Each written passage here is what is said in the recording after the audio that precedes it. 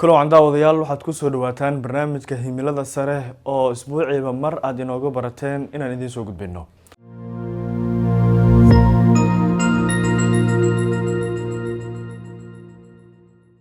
Toddobaadkan waxaan barnaamijka ku soo qaadan doonaa hadduu Rabraal ka noqdo sidee ayaad ku heli kartaa wax aad rabto. sanadkii 1974 Mahathir Mohamad ayaa lagu casuumay xafladda gabagabada iskuulada Cobham Bazo ee gudaha dalka Malaysia. waa inta aanu noqon wasiirka waxbarashada oo sanadkii xigay loo doortay kadib waxa uu ra'iisul wasaare noqday sanadkii 1981. Mahathir xilligaasi fikrad ayuu soo kordhiyay macallimiinta ayuu tartan u qabtay waxa uu u qeybiyay buufin markaas ayuu macallin kasta ka codsaday in buufinka la siiyay uu buuxiyo kadibna waxa uu faray inay buufinka lugahooda ku xirtaan macallin kasta sidii la faray ayuu yeelay oo buufinkii lugtiisa ayuu ku xirtay macallimiinta barxad ayaa lagu soo aruuriyay markaas ayaa Mahathir waxa uu sheegay in abaalmarin uu bixin doono daqiiqad gudaheed cidii adkaysata uu siin doono marka ay daqiiqadaasi dhamaato waxaan bixin doonaa oo aan siin doonaa macallin kasta oo buufinkiisa xafida abaalmarin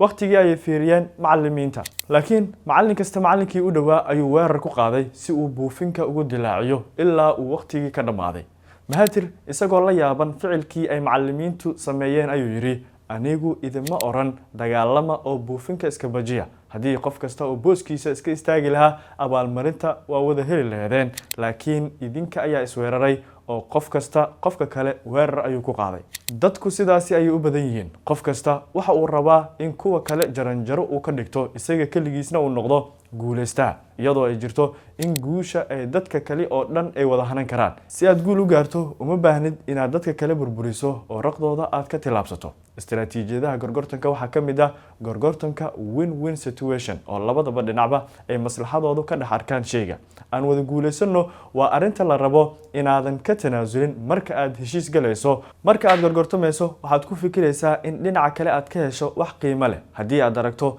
inuu is adkeynayo qiimaha iyo maslaxada uu gaarayo iyo faa'iidada uu leeyahay u sheeg tusaale shirkad ayaa la gorgortamaysa si warshadaada aan alaab ceyriin ah ugu hesho waxaad doonaysaa inaad wax kaga iibiyaan si raqiis ah sicirka suuqa hubaal waxa ah in dhinaca kale aanu ka ogolaanin intii aad iska tagi lahayd oo meel kale aad aadi lahayd marka hore maslaxadaada ka dhex tus beeca haddii qofka wax iibinaya aad tahay qofka kale aad sicirka u ogolaysiiso maslaxad dheeri ah tusi sida inaad tiraahdo alaabta xamaaligeeda aniga qaadanaya oo si bilaash ah ayaan ku raranaya haddii aad iibsadaha tahayna u sheeg marka ay warshadaada wax ugu baahdaan inaad fiiro gaar ah siin doonto oo macmiil joogto ah ay ku noqon doonaan